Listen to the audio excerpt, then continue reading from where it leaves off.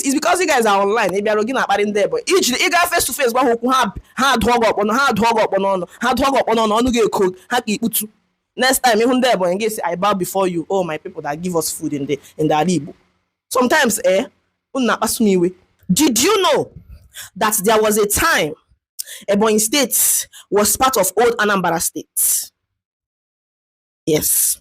In those days, that's from 1976 to 1991, most of present-day Ebonyi, except Afikpo and today's Enugu, were under Anambra. Also, what we now call Abia State, including Afikpo, used to be part of the old Imo State. Before the old Eastern region was divided into many states, we were simply one people. Ndi Igbo. The creation of states was merely for administrative convenience. Administrative convenience. It was not meant to divide us emotionally or make us start competing against one another. Unfortunately, over time, some of Ndi Igbo are now treating state boundaries as if they define superiority or inferiority. That is a dangerous mindset. That is why anytime I hear Imo State ladies are the most beautiful, Anambra is the richest, and comparisons, they verse me seriously. On a woman post to some people like this: I am beautiful. I do Imo State. Ada Anambra. Ada Omai. Ada.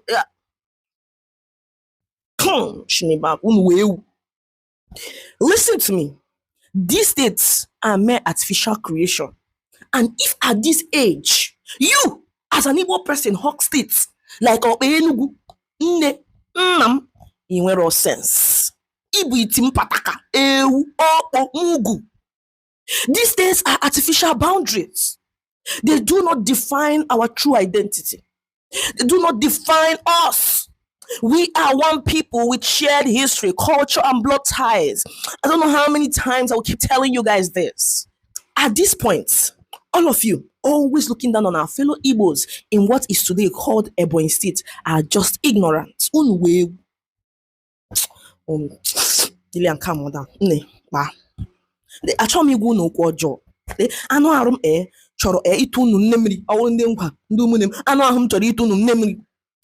Mana Chukwu okike abịama ejidele m aka, because I so much love you all, my people.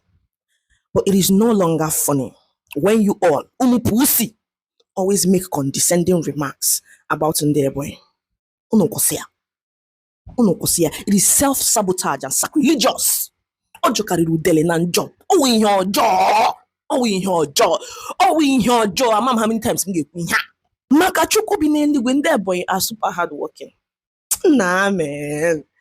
If not for Ebonyi State and sometimes Enugu State, le agụrụ agụgbuola ndị Igbo. Gị nwa na onwe gị nọ dị na afere ọ na-agụrụ ịnwụọla. Yes, Ebonyi made Ala Igbo an agricultural hub in Nigeria. Adị ga-ama aka. Onye na-enye gị nri ji ndụ gị. Ị bịara online gị na-afere arịa ọnụ. Onye ka ewu, who are you? Come on, go and sit down ọsịsọ. Who are you? Feel na need better than others. Maka ishi Anambra or ishi Imo, ishi ọdọkwa gị mma. Oh my God, obi adịghị m mma. Ebonyi State is widely known for rice production and other farm produce. Many markets across the southeast and beyond depend on food grown in Ebonyi. Agriculture requires patience, discipline, and resilience, qualities Ebonyi people are known for. Their contribution has helped sustain food security in Igboland. Ndị Ebonyi dị ike. Ndị Ebonyi asị m unu dị ike. Jụọkwanụ ndị Ebonyi, jụọkwanụ Ebonyi nji aba mba, jụọkwanụ unu dị ike. Second, Ebonyi State boasts of the best urban and rural network of roads within the southeast. That's a fact. The only state in the southeast with over 10 flyovers, Chineke. It is not choice or beans. Lanya, good rural roads are not glamorous projects, but they are extremely important for supply chains, farmers, traders, students, and families. Till today, the best palm oil I have tasted in my entire life is Abakaliki oil. Kedu maka their yams? Nah, unu stop all this comparison because most of you unu na-akọ eri unu na-akọ ajambele unu na-akọ iri unu amakwa ihe ịga Ebonyi steeti agụrụ aga egbu nri dị everywhere ndị a na-akọ kpata ịhụla azụ ịgbala side ebe Afikpo side ebe ụwa na ahụ ebe ọnụ ọhịa ị ga-ahụcha azụ ha ka isi mmadụ ndị ọnụ ọhịa na-aga ebute na ndị Ibe beach eleghị unu na-akọ ndị a dị blessed unu a jealous unu ihe na-eme unu bịa unu na-akọ ha out na-ebute stupid comparison. Jesus, this is why I always give accolades to Engineer Dave Umahi and his predecessor Papa Elechi Amadi. Ha kpọrọ Ebonyi steeti ha kpọ nna ndị arụ those men ya. Governor Winfrey is also doing fantastic in terms of education and scholarship. This is not an Ebonyi PR. I always say my mind as it is, and if you check it up here, Ndị Ebonyi are strong and focused. I schooled in Afikpo now, and trust me, Ndị Ebonyi do ike. You know that polytechnic, that one polytechnic. Women we here were that school. How many teacher concrete like this? Hey, Bria, Tinishi. Onye Ebonyi osuogi osuchiegente. Oh my God, this is because you guys are online. Maybe I'm looking at Ndị Ebonyi. Each you got face to face, but ha dog up on no get code. Ha keep utu. Next time, even there, but I bow before you, oh my people that give us food in the Igbo. Sometimes, listen to me. Growing up in Aba, there was no discrimination amongst the Igbos.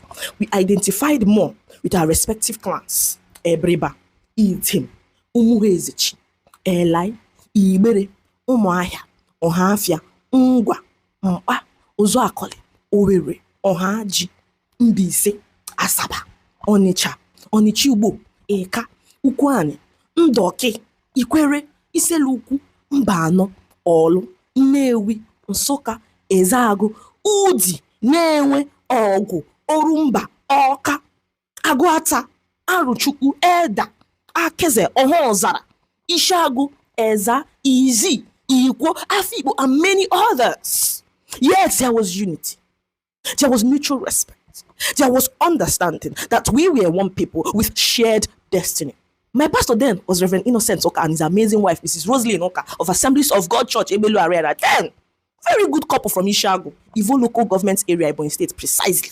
So coming here every Eke market day to hear Ebonyi people did this, Ebonyi people did that, it so much infuriates me. On a way, how about now? Emerun Yeme. This is 2026. Be gonna happen to that your character, happen that your attitude. And niile bụ ndị Igbo. And no Igbo gekwanti now. No Igbo is more Igbo than the other. That supercilious attitude bụ ihe na-ebutere anyị nsogbu n'ala Igbo taa. Onye na-ebutere anyị nsogbu all the time.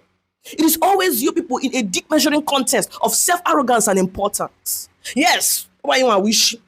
Anyị nwa kacha ndị Igbo ishodi unu ma who are you? Onye me ejibute caste system.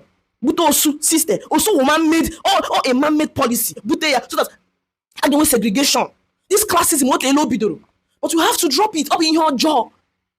Share the same history of suffering. Who are you? Who are you? Come to Takwaruni. We must remember that no Igbo person is more Igbo than another. Whether me Onye Anambra, me Ibonyi Imo, Onye Abia, Onye Enugu, or Onye Ebonyi, we share the same roots. Pride in one state is good, but it should never become an excuse to belittle another or belittle others. Video to go. Watch out for part 2. And Bikono, patronize this power bank. I want nature, yeah. I got my number on the screen because I need to deliver nationwide. This power bank only 20,000, 30,000, and 50,000 mAh. And it on our last. My 30,000 mAh, and maybe I charge the phone 4 times. I'm telling you, 4 times. The 50,000 mAh, you get charge your phone 10 times, and will be inbuilt code. Oh God, inbuilt code. You need to carry code around because all this number on your screen and order your own today. Patronize my brand, patronize your business, patronize your Biko. Thank you. Don't forget to register for our Igbo class. If you don't know how to speak Igbo or your kids don't know how to speak Igbo, rush now and register. And our content creation class is still on. Don't forget to DM me. I'm just a DM away. Bye.